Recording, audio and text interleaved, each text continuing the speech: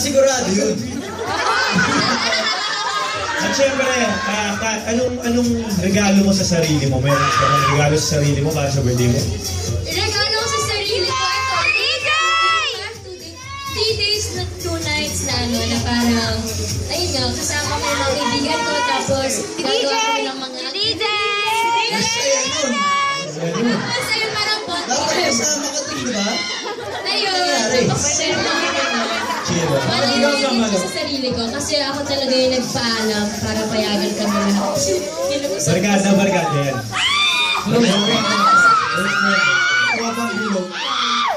Mga Becky, sandang sila lahat. Kasama ba dun si Alora?